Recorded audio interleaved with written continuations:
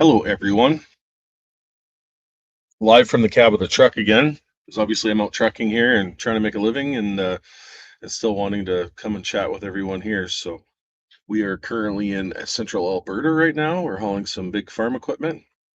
Should be home probably tomorrow, and then get some maintenance done on the weekend, and get things ready to go after that. So we'll just check to see if everybody is here. It looks like there is. We've got a special guest tonight, very special guest tonight, Michelle Worton, who has been suffering the side effects of a certain jab that happened back in the days, and it has completely wrecked her life. And we want to listen to Michelle's story tonight and get her to explain how much trouble she's had since that time when the government forced everyone to go out and get these experimental jabs. But Tamara is not here tonight, so you're stuck with me. But we have an awesome replacement tonight, Ted Kuntz. He is president of Vaccine Choice Canada, and he's been a longtime advocate for the vaccine injured in this country, as well as the States. So, Tash, if we can bring Ted on the screen here quick, and he'll help me host tonight.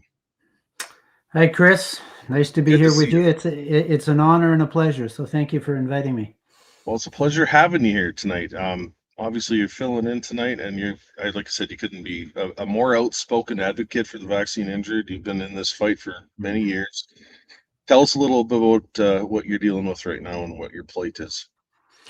Well, yeah, I mean, my passion is protecting our right to medical choice and informed consent. For those that don't know me, my son was injured by his first vaccine shot back in 1984, and had a severe neurological injury, uncontrolled seizure disorder. So that was what woke me up.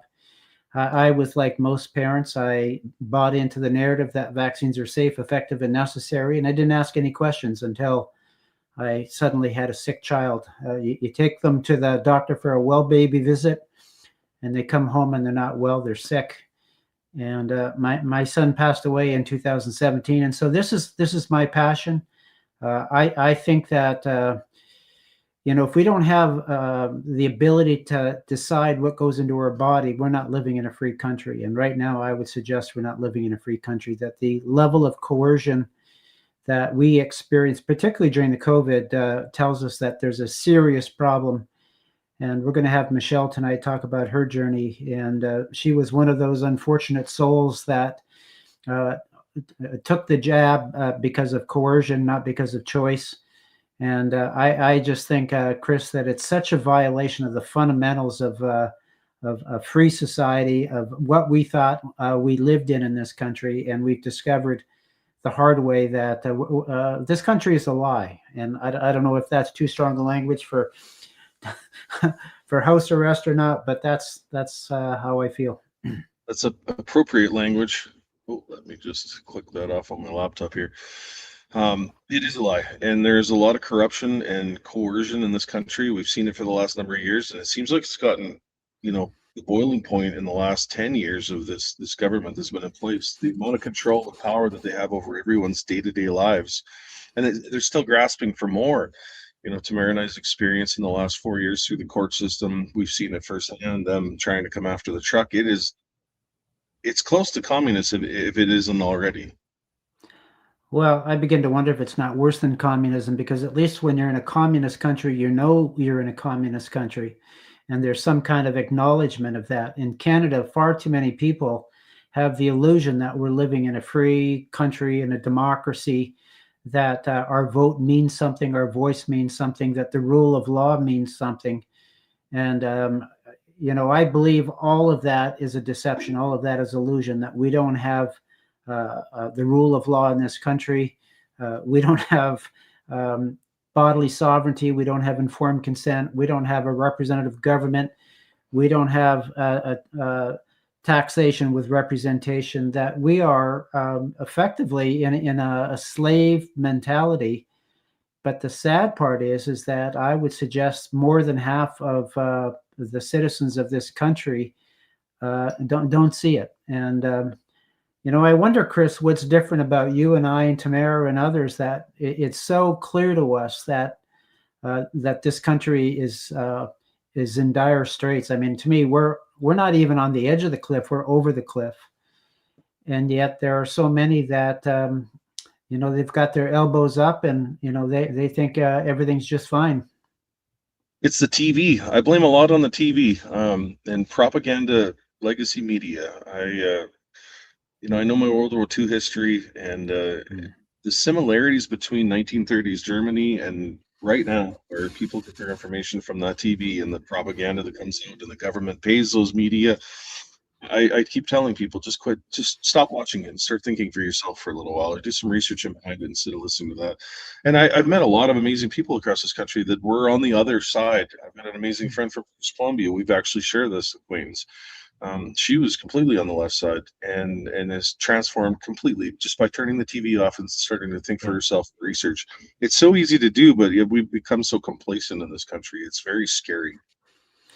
Well, Chris, that's my assessment as well. When I've done a lot of talks over the last 5 years, and I often ask the audience, how many of you watch TV? And the Freedom Warriors, it's rare that a hand goes up.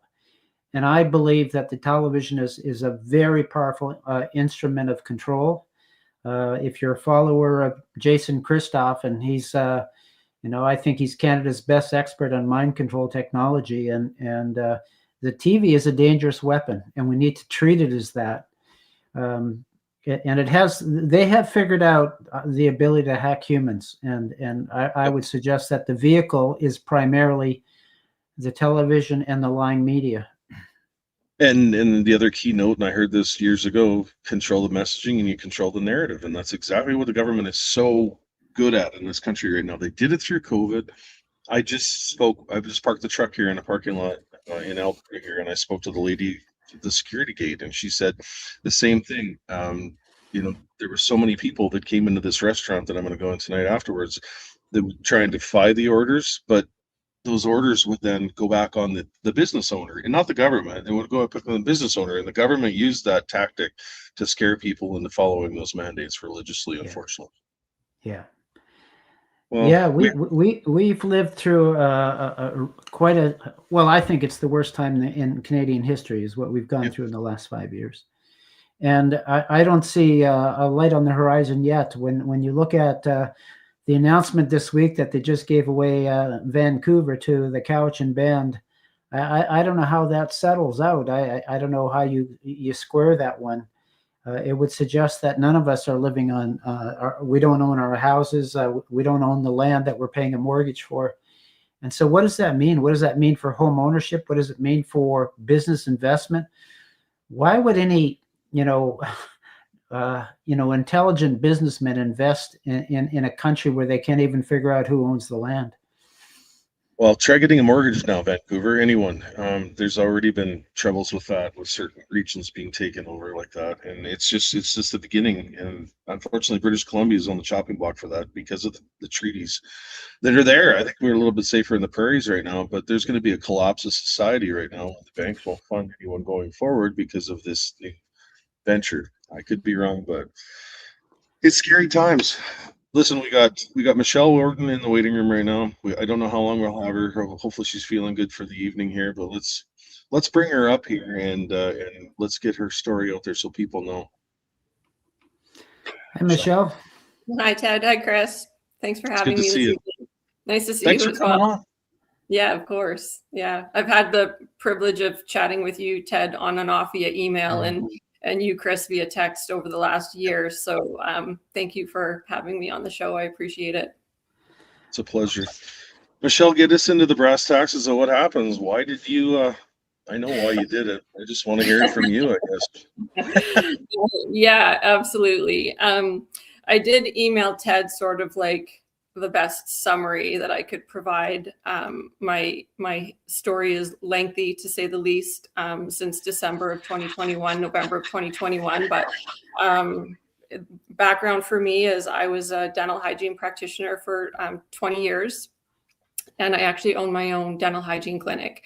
And so I live in Northern British Columbia. I live in Fort St. John, and I was the first independent dental hygiene clinic in Northern British Columbia, and I had opened that in 2015.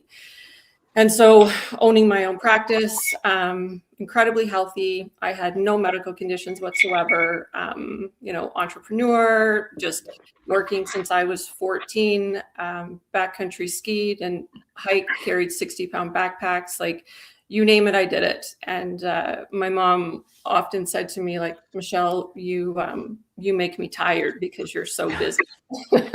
And I was like, well, that's your problem. It's not my problem. And so being a dental hygiene practitioner, obviously I am governed by a regulatory body. And so when COVID first hit, I ended up shutting my practice down in March of 2020. The Pacific Dental Convention was in Vancouver, and I didn't attend the convention, but that's kind of when things started getting a little bit more serious in British Columbia in particular. And so I took it seriously. And so I navigated that part of the pandemic, and I reopened in, I think it was August of 2020. And reopening, I mean, that included implementing like all of the policies that any other healthcare facility would have to. And I navigated the pandemic from the time we opened until the fall of 2021.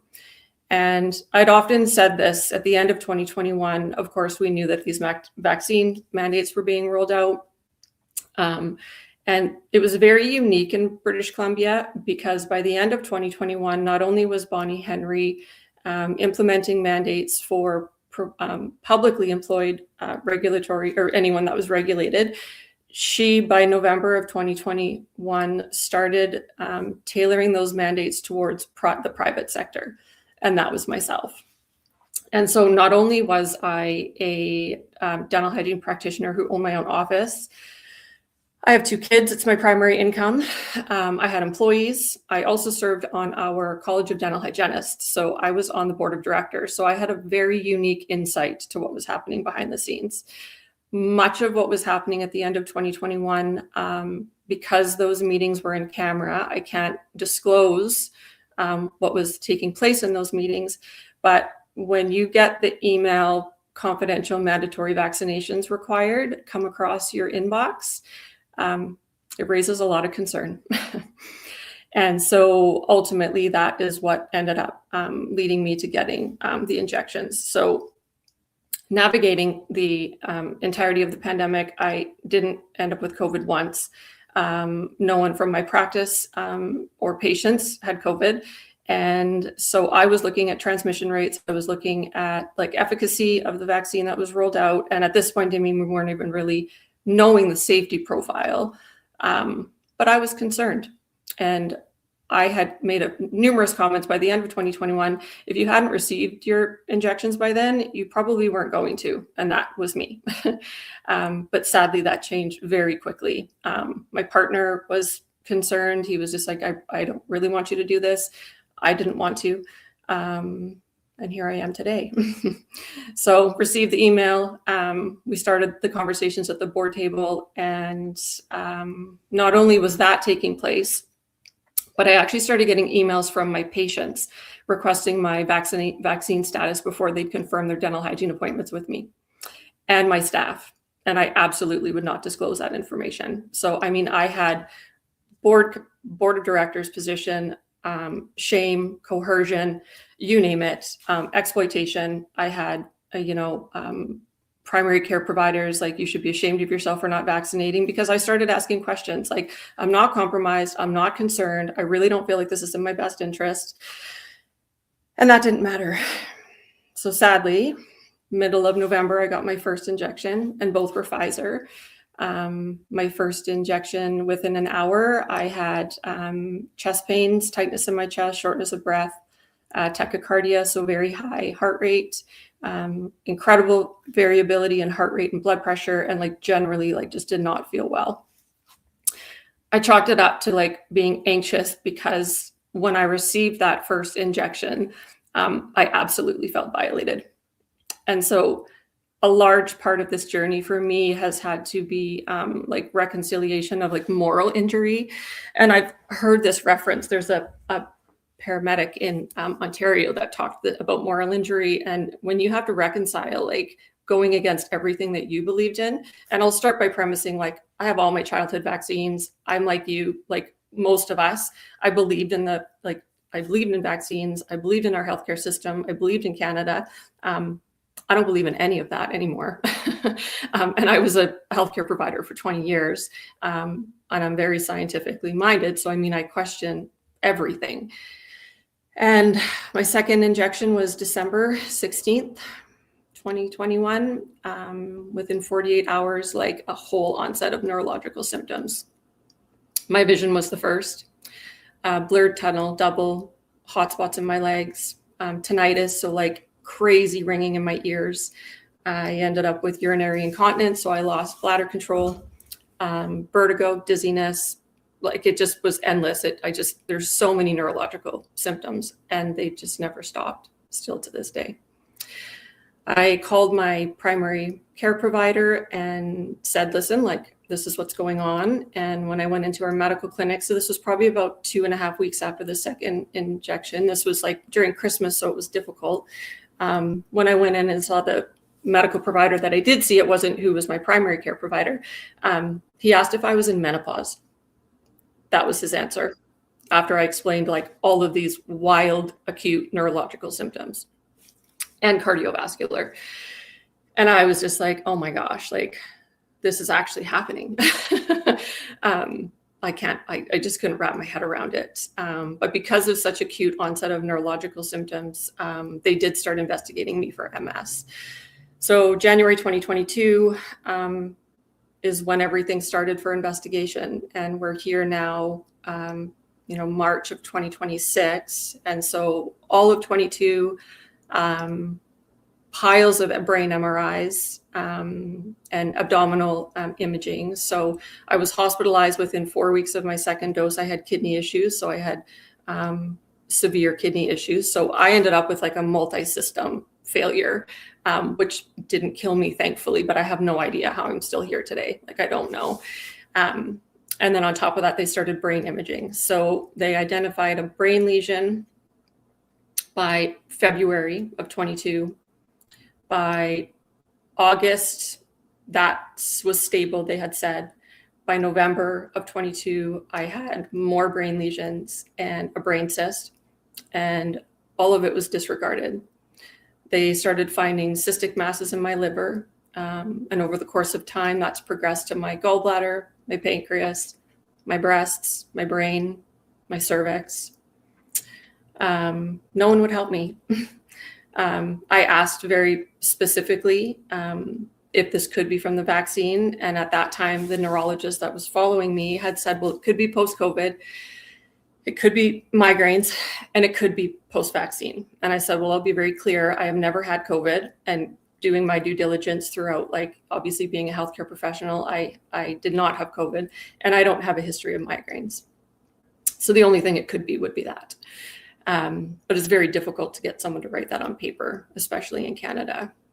By 2023, and this is like throughout 22, I was missing lots of time at work. My sight was going. I didn't realize at the time I had small fiber neuropathy. So I actually have, now I have 80% sensory loss in all of my limbs. So I don't feel hot, cold, pain, pressure, touch. I feel you touch me. I don't feel vibration. And that's progressing full body. And when you say neuropathy, your nerves are dying or they're dead. So it's ongoing, it's progressing. I have no treatment at this time. We're still fighting for treatment. And that includes burning, tingling, numbness, electric shocks, every single minute of every single day, everywhere. And it never stops. And half the time I get woken up because of electric shocks in my body. By January of 2023, the rug got pulled out from underneath me completely. I was in and out of the emergency room countless times, like excruciating cranial pain and pressure, insomnia. My vision was worse. I couldn't walk. I was actually bedbound for about 4 to 6 weeks. I couldn't handle light. I couldn't handle sound. I couldn't handle people touching me. My children would have to help me like get to the bathroom. And my kids were young, like they were 8 and 10 when this started. So they went from like this thriving mom to like watching me decline right before their eyes. And this is everyone that was close to me at the time. New lesions developed on my brain. And I started having severe cognitive decline, memory issues. And and the pain was absolutely extraordinary. And so I ended up going down to the States, and I found a neurosurgeon that specialized in the type of brain cyst that I had. And it was in the pineal gland is where it was. And I took all my imaging from Canada, and I went down there in August of 23. And he said, yes, Michelle, like, this needs to come out. You have brain compression. And the whole time I'm being ignored in Canada. And I'll be very clear. I had nothing wrong with me before this. And now I have nothing right. And like, as time's gone on, all of the imaging is showing this development of all these brain lesions. And then again, throughout my body, I have all of these other masses that are forming, and I'm just completely ignored for the most part in British Columbia. And so I had to sell my dental clinic. I engaged in a contract to sell my dental clinic to pay for my life. A GoFundMe was started. All our assets were gone. Savings was gone. Before I even engaged in selling my practice, I was $90,000 in debt for paying for medical bills because no one would help me. And I was just like fighting for my life. The surgery alone was $148,000, you guys. $148,000. Yeah. Went down to the States, had the surgery. I'm here. I made it. Brain compression obviously was reduced. And I was like, okay, this is like smooth sailing. Thank you. Like, here we go. But because I was in so much pain with the brain compression, I absolutely had no idea that how unwell I was, like everywhere else throughout my body. And so again, mostly dismissed in Canada. They did a biopsy on the brain tissue, and I'm participating in like research that they're doing regarding symptomatic pineal gland cyst in the States.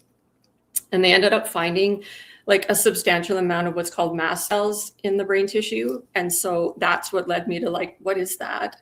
And sure enough, I head back to the United States again, completely funding my own medical care because they wouldn't send referrals to immunology in Canada. I have like 20 to 25 rejection letters from specialists in British Columbia. They see that it's vaccine associated and they literally just won't see me. Like, they won't see me. And I'm like begging for someone to help me. So I went back to the United States in August of 2024. I saw an immunologist and a neurologist, and in 36 hours, I had 10 to 12 immune, autoimmune, and neurological conditions diagnosed. And I came home with like the conditions I had and I'd been suffering with for 3 years and a treatment plan. And at that time, I had only had loss of feeling in my hands and feet. So they diagnosed me with a couple autoimmune conditions. I have POTS, I have MCAS, so it's mast cell activation syndrome. I have an acquired connective tissue disorder. So essentially my immune system has been hijacked. Severe immune response to the vaccine, and in turn, my immune system is attacking itself. It's attacking itself. It's attacking my nerves. It's attacking my tissue. It's not reversible. That's the sad thing. Like, it's not reversible. And I came back to Canada. I gave the medical records from my 2 specialists to my family doctor with a treatment plan that is absolutely available in Canada. It's heavily gate capped because it's expensive. And they told me that that's not how policy works in BC, that they don't work with international doctors. So since 2024, I have known what's wrong with me. I know what the treatment is, and I've been just fighting with everything in me to receive medical care. And here we are now. Like I said, it's March of 2026. I have all of those conditions, connective tissue disorders in there as well. So my immune system has attacked all my ligaments and tendons, so I can't stay upright for very long because I can't stay in place. Like, my joints subluxate. It's not the body that I had before, and it's not the life I had before. And like, every aspect of my life has been robbed, and I can thank Pfizer for that. And I cannot thank the Canadian government for being here to help me. They implemented these safeguards with like VISP, like, so they say, but that's a facade, and I'm a part of VISP. I have a rejected claim in the appeals process, and it has been for about, I think, like a year and a half now. Countless caseworkers, and I have confirmed vaccine injury. And it's like, so how do you reject someone that has a confirmed vaccine injury from neurologists and immunologists? And they say that they have these safeguards in place for Canadians. There are no safeguards. There's none. And I just found out, I guess like Monday, actually, because we had to do repeat brain imaging. I have another brain cyst, you guys, in a different area of my brain. So now I need to see an endocrinologist. We need to figure out if I need to go for brain surgery again. And I have new brain lesions. And I had a stroke at some point that nobody told me about. And I was a healthy, thriving healthcare professional that spent her life in the mountains. And now I spend 90% of my time homebound. And my conditions are invisible. So that's difficult because there's a substantial amount of injured globally. This isn't just Canada.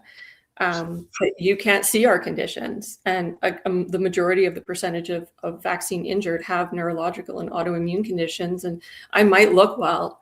I'm far from well. Like, I'm far from well. Yeah. Those same doctors that were pushing this stuff on us are the same doctors that are turning their back on you right now. It's really, really sad to see. Especially when we went to Ottawa on convoy, we had a team of doctors there that were willing to debate and have a conversation with, Dr. Tam, and they wouldn't have that. Why wouldn't they have that? Did they have something to hide at that time? Yeah. I've had plenty of conversations with Dr. Speaker more than anyone. I chat with him fairly frequently and try to like stay in touch with him with like the work that they're doing in Florida. It's sad. We're seeing like Dr. Speaker, Dr. Bridle, Dr. Trozzi, like we're seeing them leave and go to the United States because they contribute to research and hopefully figuring out how to help vaccine injured Canadians, because we just can't do it in Canada. And I've spent, I thought I was alone, and I had no idea that I wasn't, because being in Canada, the censorship is outrageous. And so until I went down to the US in 2024, I had to get a VPN. And so with a VPN, you can change your IP address on your phone or your computer. And I needed to do that in order to be able to fill out medical paperwork. So I was in Utah. I had, a Utah IP address. And then all of a sudden, like all of these peer review papers started becoming available to me. All these vaccine injured Canadians started coming up. Vaccine injured Americans started coming up. And I was like, oh my gosh, like I have been here thinking that I'm alone, and I've been completely ostracized. Let's be very clear. My social circle is very small. I'm incredibly grateful for my children and my spouse and my like small friend group that stuck with me, because it's political, and how a health issues become political is beyond me. Like when they started introducing mandates, we should have known for certain that there was a concern. And so to be able to find a community after so long of feeling like I was alone, and then also because I was on my regulatory board, like I resigned by like February 2022. I was like, I'm not being any part of this. I will not be a part of any other registrants being mandated. Like, this is not who I am. I will not be a part of this. By that point, the damage was done for me. And so when I came back to Canada in 2024, I had connected with, so React 19 is an American organization. They have about 42,000 vaccine injured. Like, this isn't rare. That's something that Canadians need to know. It's just not talked about. We're censored. We're censored on like every social media platform. And sadly, like they keep indicating that these are rare, but they're far from rare. And so I met Brianne Dressen. She's lovely. And she connected me with Julie Woods, and Julie lives in Ontario. And so Julie and I actually ended up going to the same medical facility in Utah. And interestingly enough, once Julie and I met, we joined forces, and that's where CanRise 19 formed, with a lot of encouragement from React 19. I've had lots of conversations with Ted as well, like through Vaccine Choice Canada, and just trying to, he's, pioneered this. And I listened to you, Ted, at the We Unify conference, and I didn't actually listen to the We Unify conference. You guys were in Victoria, and you had shared your son's story, and you'd made the comment about like, we can talk about statistics, we can talk about all sorts of things, but until you listen to someone's lived experience, it's just so different to understand like how devastating this can be in someone's life. And sadly, it has to happen to you to be able to realize it. Like I've unlearned a lot in the last 5 years, like a lot, like all of these systems and like infrastructure and you name it, these, you know, these like government agencies that I believed in, I don't believe in, and Canada's broken. Like it's not even that we're breaking, we're broken. I've had countless conversations through CanRise 19, you guys, with members that have been offered MAID, members that are considering MAID. And it's because the government is withholding like proper resources. Doctors can't talk about it. They can't admit we exist. They can't provide care. If they do, they're penalized. Thankfully, my neurologist I have now in British Columbia, she's overseeing my care. But her hands are kind of tied too, because she's like, I don't know what else to do for you, Michelle. Like the conditions are so progressed. The treatment that you need, you know, we're fighting for. I had an opportunity to have a very short 3-month trial, but the way that it was delivered too quickly, and I ended up with aseptic meningitis. And so honestly, what better way to have a treatment fail than to do it improperly, and then you end up worse off than you were before they started it. And so we're still trying to work on a treatment plan. I'm here in Alberta actually right now. I have a hematologist, so like I can't tell you the amount of ologists I've seen. And this was from a woman who never went to the doctor ever. And what they tried to blame it on is, you know, age and menopause, and it's outrageous. So I can't imagine. I know what it's like for the Canadians that don't have validation, that don't have doctors that support them, and don't have confirmed vaccine injuries, because I have confirmed vaccine injuries and I'm still struggling. It's broken. Yeah, it's so broken. Ted, do you see anything in the future for any accountability or anybody even acknowledging that there's an issue here within government? I think the government is going to be the last to acknowledge it. Where the acknowledgement is happening is people like Michelle, who are living the experience of vaccine injury. And it doesn't matter what the government says or the media says or the doctor says, they know that they were injured by these injected products. And so, you know, for years, I mean, I've been in this battle for almost 40 years, and the media, whenever they would interview me, would always introduce me as an anti-vaxxer. And I would say, you know, please, you know, show some respect. I'm the parent of a vaccine injured child. He's injured because I did vaccinate my child. And none of the media would be willing to report that. None of them would acknowledge that my son was a vaccine injured child. So we're living in denial in this country at the government level, at the medical level, and at the media level.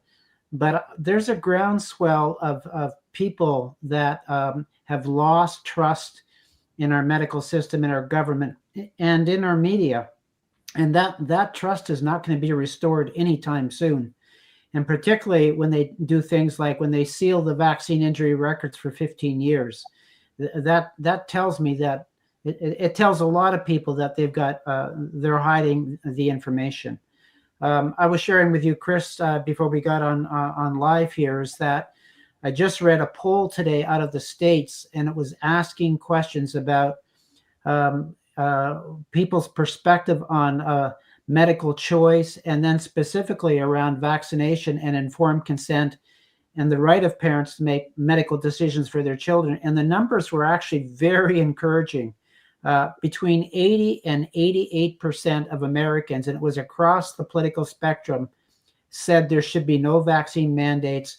We should all have the right to make our medical decisions. There should be no consequences for those that choose not to vaccinate. And so I'm encouraged by that kind of report. Now, I think Canada is 5 years behind America in terms of acknowledging vaccine injury, maybe even more than that. But at some point, the dam is going to burst because there's too many people that are injured. And like Michelle, you're not going to silence Michelle. If anything, she's a warrior that will not go quietly. I'm just getting started. I knew I had far too good of a life before this. And like, that's what's sad is like the amount of medical gaslighting I've experienced. Like these doctors, when I go in, they look at me with like sympathy and pity, like, you know, and want to blame it on anxiety. I'm like, don't feel bad for me. Like, this isn't what this is. Like, I'm very strong-willed. woman. Like, that's not what this is. And I don't want to be sick. Like, we don't want to be in this position. And I'll tell you, if you're vaccine injured, it's the most inhumane experience you'll ever have in your life, because you're either stupid for getting the vaccine and you deserve what's happened to you, or you're not believed. And so you're literally like in between Alice in Wonderland and the Matrix. And there was a gentleman from React 19. He runs a spiritual group. So I participate in React 19's, like their groups, not as a facilitator, but as a participant. And so that's something that we run through CanRise 19. And he compared vaccine injured to modern day lepers and leprosy. And no one wants to talk to us. No one wants to touch us. They'd rather us just go away. And it's inhumane. Like, compassion's thrown out the window. And we're literally just begging for medical care. That's what we want. Like, we're raising awareness because we want medical care, and we don't want it to be made like that. Like, we want to live. Like, so to have that as an option is absolutely, like, it's insane to think we're even in this position. And so Julie and I met, we founded CanRise 19. It became a registered nonprofit in July of last year. And so we're working on charitable status. Ted and I have had this conversation. We're still filling out paperwork. I don't want to lose hope. It's the one thing that I've been able to hold on to by the grace of God, for goodness sakes. Like, that's the only thing, because I've lost everything else, to be honest.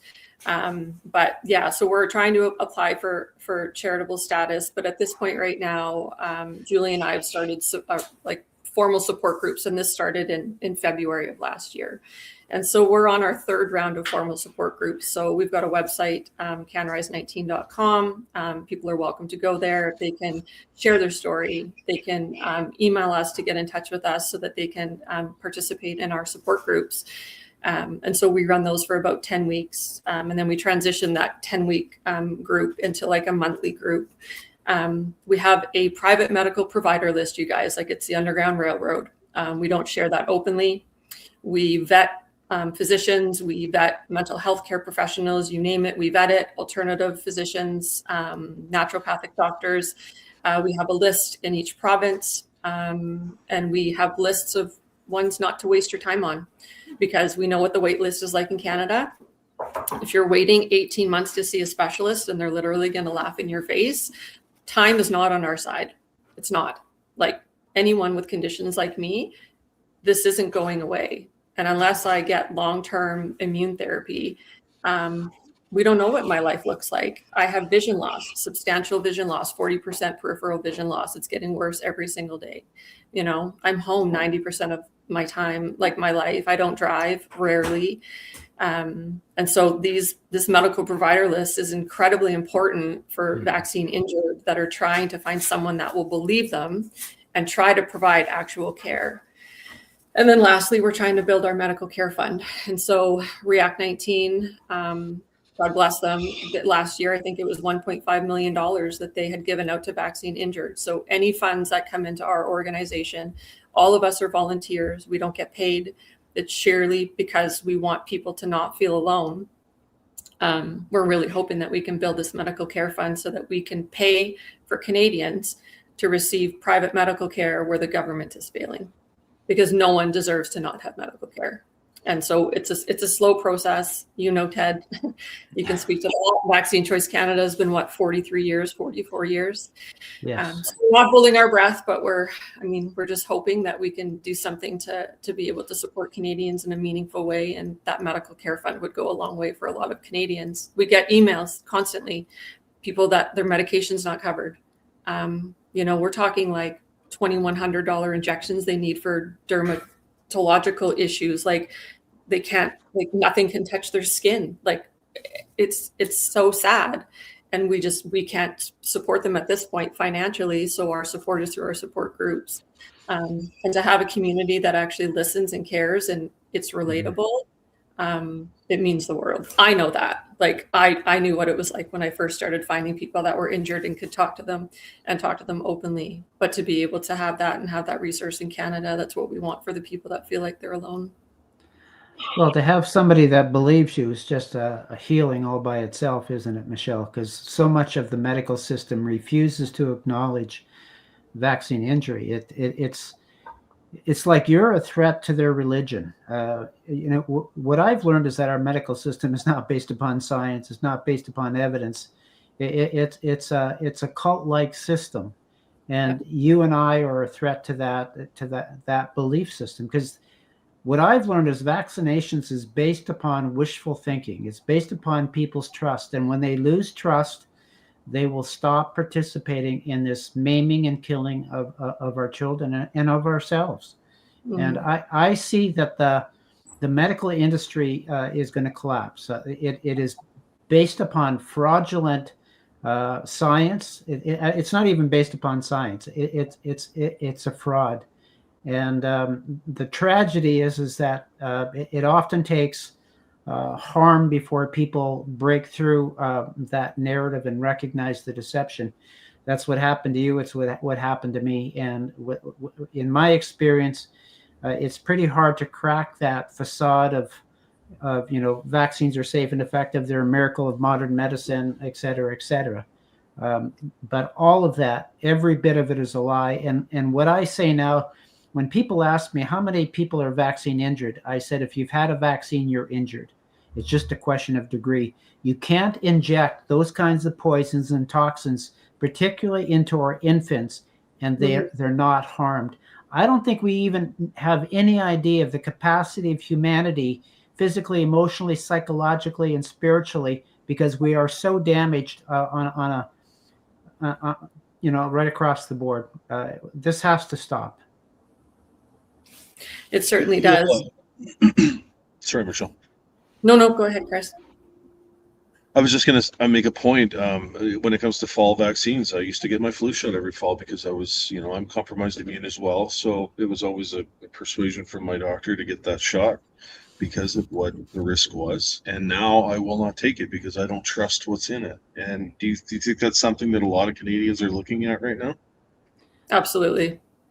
I think the number that have lost confidence in their doctor, in our medical system, in the media, has exploded. And like I said, our government and our healthcare system are the last ones to acknowledge that the emperor has no clothes. But more and more average citizen is saying, I'm not participating. I don't know if you saw the news this week in Toronto. The Toronto Public Health announced that they're not going to suspend 30,000 kids for not getting up to date on their vaccine shots. In Ontario is one of two provinces in Canada that has vaccine requirements for kids to go to school. Either that or you have to get an exemption. And as of last week, there were 30,000 families that they either were not up to date or did not have an exemption. And the government blinked and said, you know what, we're not going to suspend those kids. And instead, what we're going to do is we're going to make it easier for them to get to a vaccine clinic. Well, that's not going to change anything. But what I thought was interesting is that when you actually read the fine print, that was 30,000 children between grades 2 and 5 in Toronto only. Wow. And I suspect that if you actually add up the numbers for the entire province of Ontario for all grades, it's probably hundreds of thousands of families that have said, enough, we're not doing this any longer. And so they recognize that if they suspended 30,000 families for their kids to go to school, there would be chaos. Mm-hmm. And so they had to back down. Mm-hmm. And again, I believe it's not 30,000. I believe it's hundreds of thousands of families in Ontario have said, I'm not getting the shots and I'm not filling out an exemption form. I will not comply. So I think we're on the edge of finally a revolution around this whole vaccine lie. And once you lose trust in the vaccinations, you lose trust in the whole medical system. You start to question everything, and we should. Well, because when we think about it, like that seemed to be the one pillar we just didn't question, right? Like, right. And if you did question it, then heaven forbid you're an anti-vaxxer.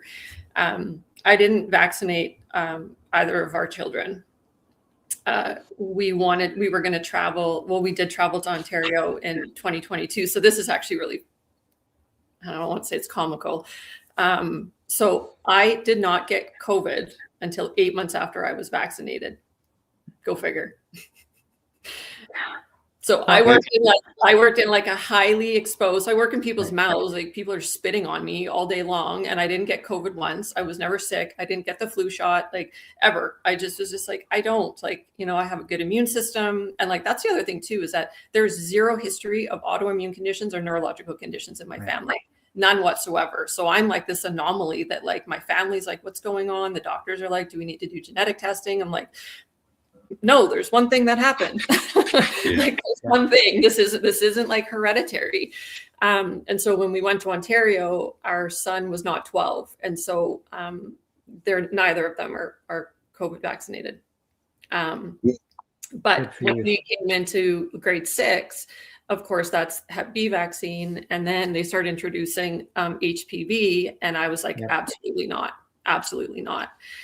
So I signed the forms, sent them back to the elementary school. Now both our children are in middle school and my son is in grade 9. He gets those forms sent home and I'm looking at them and I sign no. And then all of a sudden I see this mature minor section where mature minors can decide that they're going to not a chance in this world. So I sent a letter. I called the school. I said, you're more than welcome to get a hold of me. We told our children that if they try to coerce you, you leave the school. I don't care. And like, this is like full support of like myself, my partner, and their father. And I couldn't believe that. Like I'd never seen the mature minor consent. Like, and when you read the what we know for certain, because this is the other thing. I know people that were part of the clinical trials for these COVID vaccines. They were removed from the clinical trial when they had injuries. And they have neurological conditions just like me. So if it's not reported, it didn't happen. And if it didn't happen, it's not causality. So there's so many of these neurological conditions like that aren't reported. And so we just don't exist. And so if you try to read informed consent to a 14-year-old, almost 15-year-old, and you say you're going to be paralyzed for the rest of your life, they don't say that. You could get Guillain-Barré syndrome. They don't know what that is. So there's no informed consent given to a 14-year-old that can honestly weigh the pros and cons. I couldn't believe it. I hadn't seen that before, Ted. Well, first of all, let me say that I would suggest that nobody who has received a vaccine, any vaccine, has given informed consent, because the information you need to make that decision has been withheld or doesn't exist, because they do not conduct the safety studies that are needed to be able to make an informed decision. Yeah. But around the mature minor doctrine, every province in Canada has a mature minor doctrine, which basically says is that a health professional can make their own assessment about whether someone under the age of 18 is mature enough to make their own medical decisions, and they don't have to talk to the parent. And I can tell you that I am aware of children as young as 9 years of age that have been deemed to be mature enough to accept a vaccine shot. And I find that predatory behavior. There is no way a child should be coerced or deceived into a medical shot. But it's happening all the time. They are conducting vaccine clinics in our schools, and they don't inform the kids. They simply say, all grade 9s, please come to the gymnasium. And they tell you to line up, roll up your sleeve. And if you read some of the documentation around this, they'll say if the child rolls up their sleeve, that's what they perceive to be consent. It's implied consent because of the fact they rolled up their sleeve, and that's how they're justifying their vaccinating kids without having a conversation with them. To me, it's criminal behavior. This is predatory behavior, and anyone who's involved in the vaccination of a minor child without the knowledge or consent of a parent, in my view, ought to go to jail. The other thing I noticed they did in schools, especially in high school, was they bullied. Other students led to believe it was. My daughter was unvaccinated in grade 11 or whatever age grade she was in at that time, and was ostracized because she was unvaccinated. She, part of band, and she had to play her instrument in a separate room with, with the unvaccinated people, they segregated and they shamed any child that was not. Yeah. Yeah. And when you think about a teenager, like, Oh, that's devastating to be separated from your peers and to be like outed, right? Like, I mean, like teenagers, they don't want that. I was so proud of my son. He was in grade 6, and this was like with the Hep B vaccine. And I think he was the only one that didn't receive it. And his peers were asking him, and he said, my family looks at the risk versus benefits, and they decide that it's more beneficial for us not to. And he came home and he told me that. Because like we've had to have, I mean, you can't hide what I've gone through from my family. Yeah. My children have seen the worst of the worst. I can't hide it from them, And so we have super honest, transparent conversations about every single thing. We're talking vaccines, we're talking education curriculum, we're talking government, we're talking leadership, we're talking food, right? Like, I mean, our children need to understand what's happening in this world. And so we're very transparent. But I thought, for a, 11-year-old to say that, I was like so proud of him, because he came home and told me that. Congratulations. Yeah. Like, that's a you perfect. raised him right. Well, I can't ever imagine anything like this happening to them. For me, if you didn't live it, you wouldn't believe it. Like every single time I go in for more imaging, there's something else. Yeah. And it's like relentless. Like, this is like a raging storm inside every cell of my body. And to think of a child ever having to endure what I've had to endure, I couldn't imagine. I couldn't.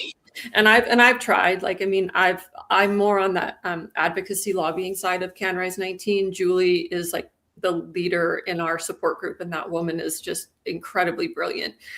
She leads the support groups, is support group coordinator and facilitator for React 19. And then so she's like steered that part up for us. And our organization is growing. We have more advocates. We have advocacy directors, and we have other support group leaders. And so my role is primarily lobbying and political engagement. They won't give me a seat at the table. No. My MP. You have a voice. You have a voice.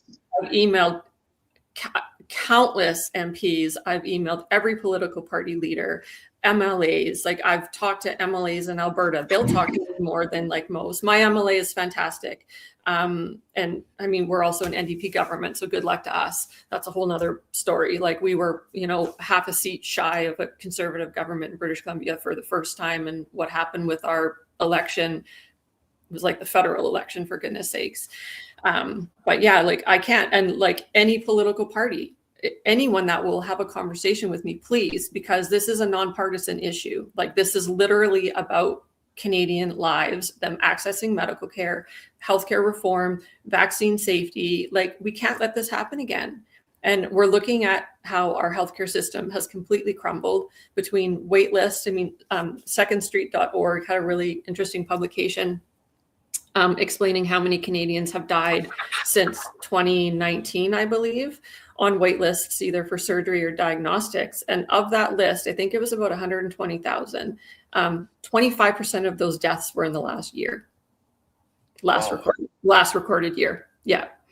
And I mean, if we're looking at a burdened healthcare system, I can guarantee you 70% of those people are vaccine injured, and they just don't know it. Absolutely. Because it's not a matter of if you are, it's a matter of when you figure out that you are.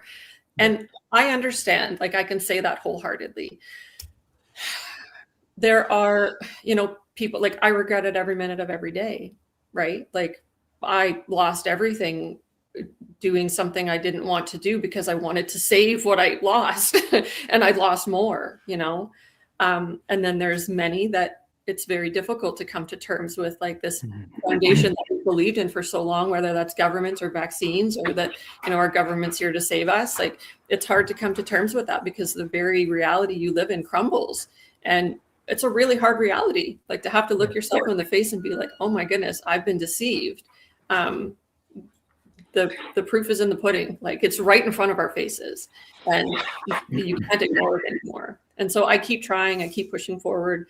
There's a petition which lists a call to action. I've sent that provincially, I've sent that federally. We just had another advocate meet with a MP in Alberta. They say if we can't come to them with cases that are medically like verified that they're vaccine injured, they won't bring it to the floor in Ottawa because the Liberals will make them look like fools and they won't even talk about us. So our advocate provided them with a 4-inch binder, including confirmed vaccine injuries, records, you name it, call to action letter. And so we're waiting to see if they're going to actually do something about it. And a lot of the discussion is, well, we're the minority, so we won't get, the dialogue in the House of Commons, but I don't care. I'll keep fighting. It doesn't matter. They can tell me no a million times and I won't stop. What can the public do? Can I ask both of you this question? What can the public do to help this play out? Is it okay to email your local MPs or your MLAs to put pressure on the government to actually take a stand for this because there's so many people? 100%. Yeah. Okay. If you go to, and I mean, this comes down to just hope. I know, Ted, I agree with you. Like the last people that are going to ever take accountability is the Public Health Agency of Canada and Health Canada. I know that we're up against giants. But yes, so if you go to our website, CanRise 19, under Get Involved, there's a call to action. And the call to action letter that I had drafted that has circulated through MPs, people can print it off and send it in themselves. So they're more than welcome. I made it readily available. You can download it, you can print it, whatever you'd like to do. Lots of our members have shared their stories online. So if you want to print their stories and bring their stories with you to your MP, we need people talking about this, because when we stop talking, we're not going to see change. And it's a difficult topic. There's no doubt about it. Ted knows more than anyone. He should speak to this. He's been doing this for 4 decades. It's a big fight to be up against, and really it's just about the sake of like humanity, for goodness sakes. I would suggest what you just said there, Michelle, is we have to keep talking about this. We cannot allow them to silence us, and we have to be loud and strong in our words. I have zero confidence that the solution is a political solution in this country at this time. I think what Bobby Kennedy is doing in the States will potentially have some repercussions that will impact this side of the border. But I've given up on our mainstream media. They do not want to hear the truth. The medical system does not want to hear it. Our political system does not want to hear it. So at Vaccine Choice Canada, what we've done is we've made a concerted effort to try to reach parents and get to them before they get on the vaccine bandwagon, so that they embrace the responsibility. It's a responsibility to make an informed decision. And we've produced a couple of new books in the last year. One is a new parent's guide to understanding vaccination. A second is pregnancy and vaccination. We're just completing a third one for young adults, targeting 16 to 25-year-old young adults. And I'm just completing a book that I've titled What I Wish I Would Have Known Before I Vaccinated My Son. And our goal is to educate, but also help people to recognize they should not be blindly trusting this medical system. It does not deserve our trust. Their track record is terrible. If you look at the data now, there are more than a dozen vax versus unvaxxed studies that show that unvaccinated children are significantly healthier than vaccinated children. And that by itself should be the decision maker. And I think I agree with what you've said, Ted. And the very foundation, like this is what was difficult for me as a healthcare provider, is informed consent and bodily autonomy. Like we preach informed consent, we preach bodily autonomy. And here I was faced with all of that removed from me. Like the email that I received from Bonnie Henry, I was outright called a health hazard. A public health hazard is what I was called for not being vaccinated.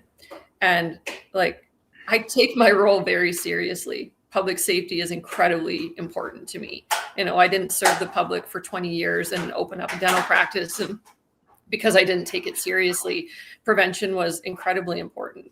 But to be in a position where the very foundation of informed consent and bodily autonomy, medical freedom, had been ripped from us, we have to talk about this. We have to, because no one's here picking up the pieces for me now. They were the first to, I can't get an answer. My MP, he took the call to action letter that I had drafted, and I sat down with him, and he's more on like the energy side, like he's the minister for like northern, like for the Arctic, and so he took that letter, he drafted it, he redirected it to Dan Mazur, but he did send it to Josie Osborne, he sent it to Bonnie Henry, and the letter we got back from them was just shifting blame to Ottawa, right? That Health Canada approved these vaccines, that the vaccine support program is there. It's an absolute joke, like absolute. Yes. I submitted confirmed vaccine injury from numerous specialists, and 2 of the 3 medical panel experts for VISP agreed that there was a temporal relationship with my injury and my injections, but they didn't feel like the conditions I had were from the vaccine. So my case manager at the time, he was great. He was, I don't know, who knows what number he was by then. Everyone's story is the same with VISP. They lose your records. One lady was dead for goodness sakes and she was living. You just couldn't make half this stuff up. Global did a great expose on this, but it's gone nowhere. Like no one's doing anything about it. It's getting handed back over to the Public Health Agency of Canada, April 1st. So my case manager was like, yes, Michelle, like I really think you should appeal. And so here we are now.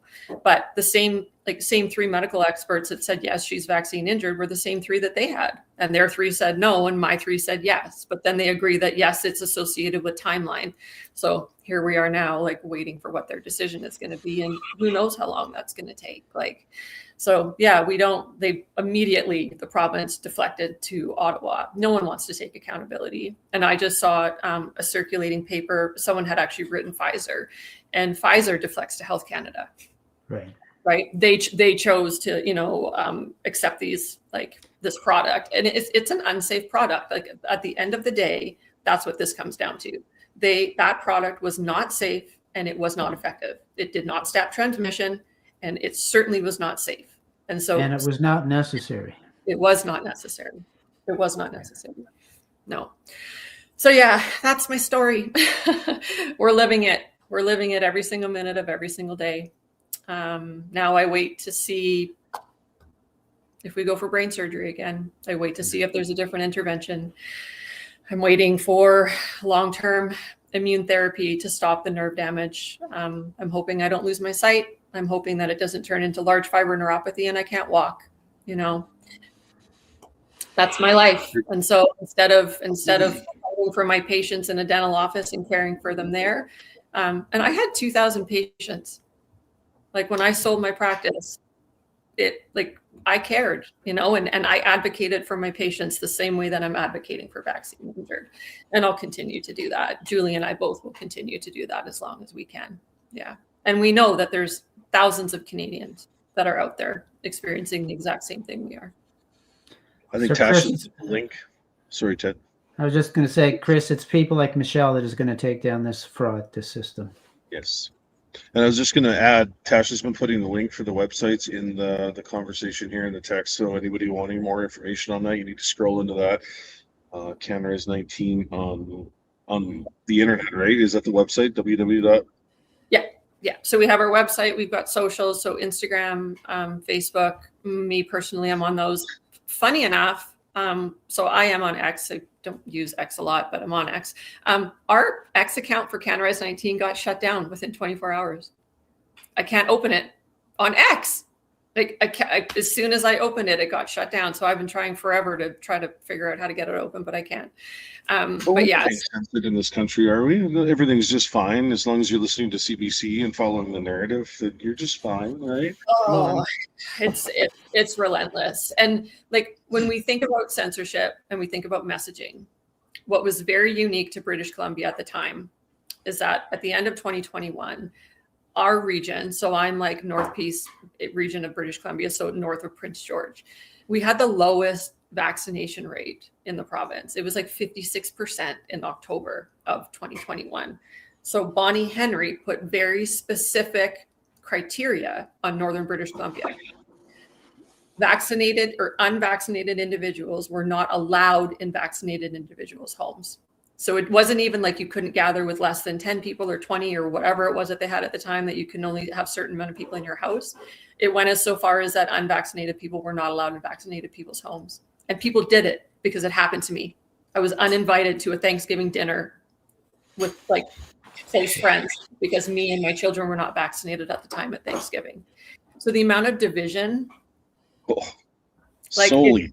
What better way to create organized chaos than to divide citizens? Like the weakest link is dividing citizens that can't unite.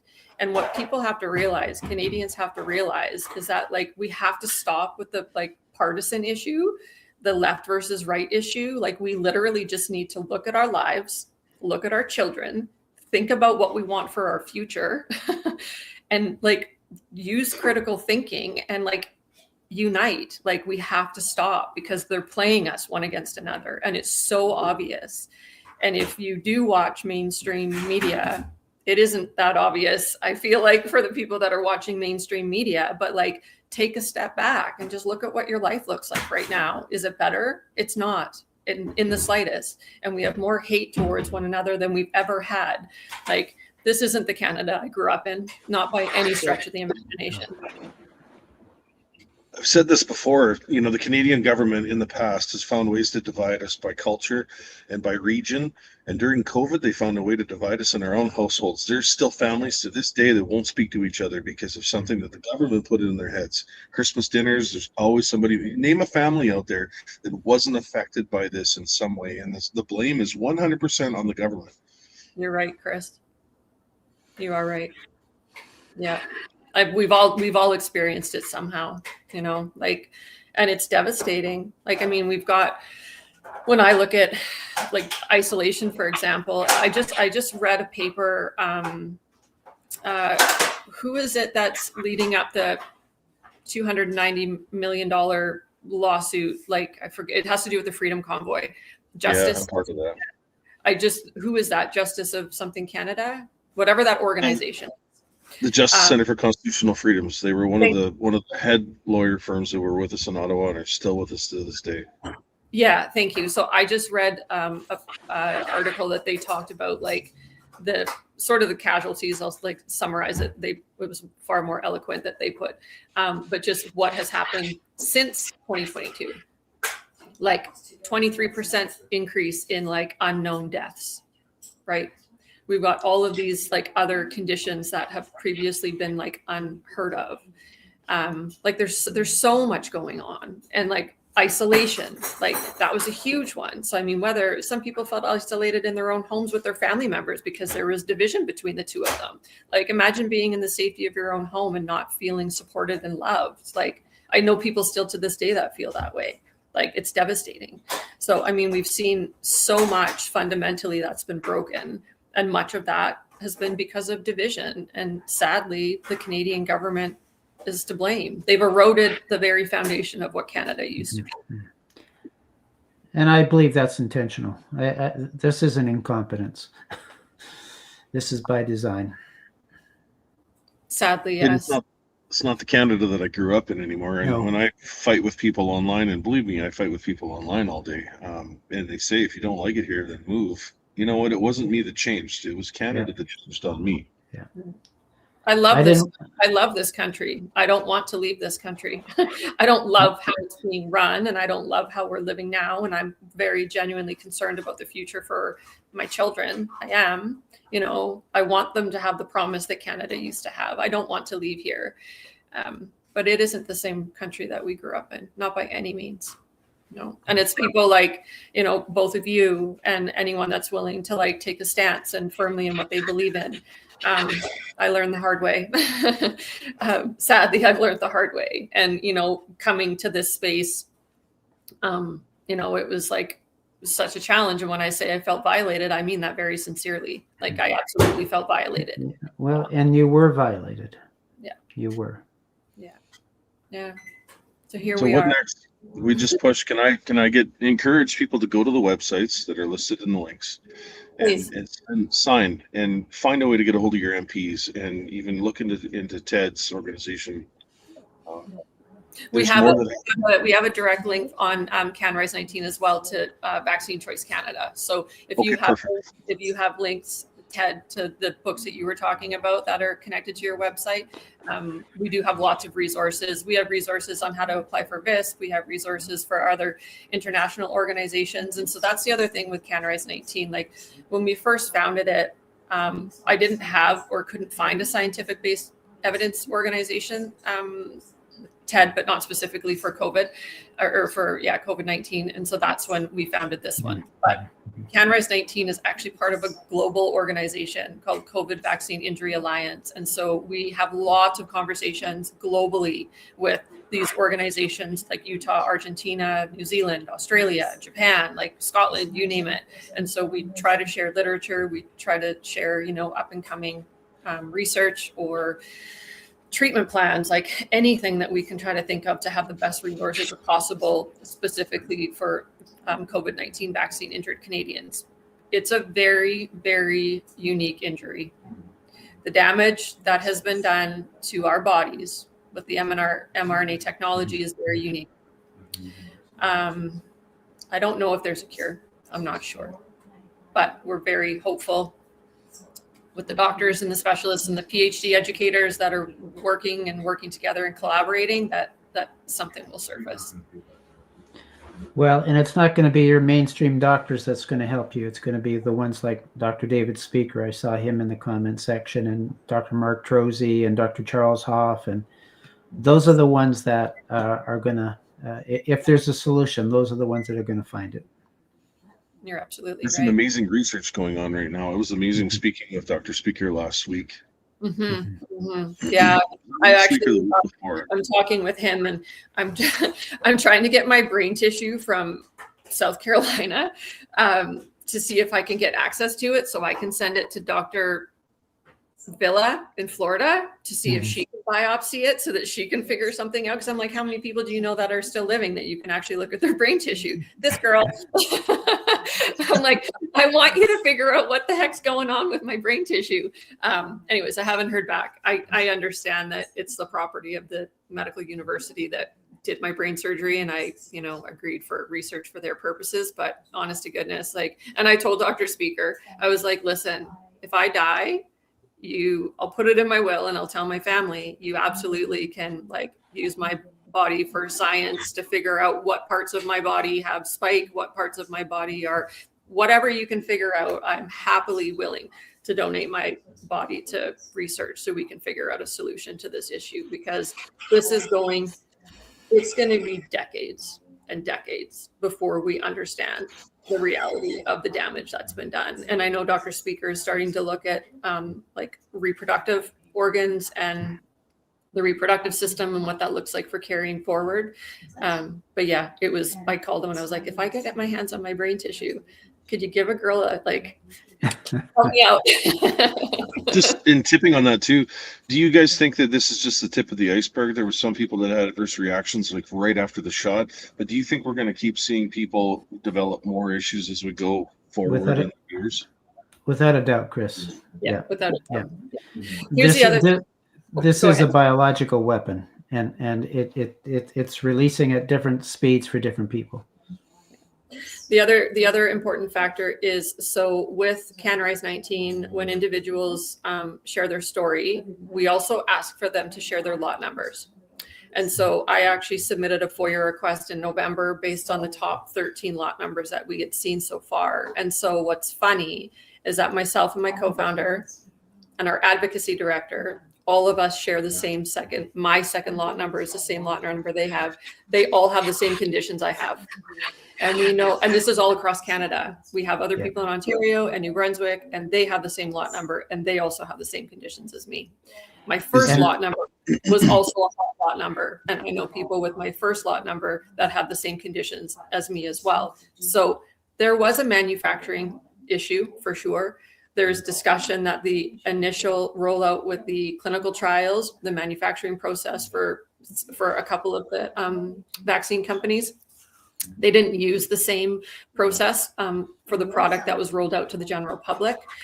So there were issues with manufacturing. So there are indeed like quote unquote hot lots, and you can go to how bad is my batch, and you can actually check your lot number, and it will tell you like deaths, illnesses, fatalities, like it'll tell you certain conditions that were more prevalent. Sadly, both of my lot numbers are showing up pretty high in regards to other Canadians. So yeah, we're going to see this for a long time. So Chris and Michelle, I'm going to need to go. I got a NCI live stream happening shortly, but let me just pick up on that before I go, is that the government knew that there were hot batches, that there were vaccine batches, lot numbers that were much more dangerous than others. And they had a legal duty to inform the public once they knew that, and they didn't do that. And so from my perspective, what we're dealing with is criminal behavior that cannot be excused. Well said, Ted. Well, Ted, we really appreciate you being here tonight. Michelle, absolutely Yes, amazing to talk to you in person now. I've talked to you on text many times, and I was going to give you a call today when I was trucking just to have a chat before the show, but I couldn't, a little busy. But thank you so much for coming on and sharing your story. We look forward to doing this once a month and telling another person's injury story. That's something we're committed to going forward. So absolutely. Thank you so much. Yes, thank you, Chris. We appreciate it. We really do. And yeah, for what you've done previously with the Freedom Convoy, like we also appreciate that as well. And giving a platform for the vaccine injured to come on and tell our stories, and for you guys sharing that, we're very, very grateful. So we thank you. Well, thank you very much. Oh, we're standing in this together. So thanks so much, Michelle, and everybody. Have a great night. Thanks for tuning in. Please share this. And like I said, look through the links on the emails, and let's make this happen. Put some pressure on the government. Somebody has to do something about this. So thanks everybody for joining in. I'm going to go for supper now and get to bed here. So we'll see you next Thursday night on House Arrest, and hopefully Tamara will be back next week. So have a great night, everyone.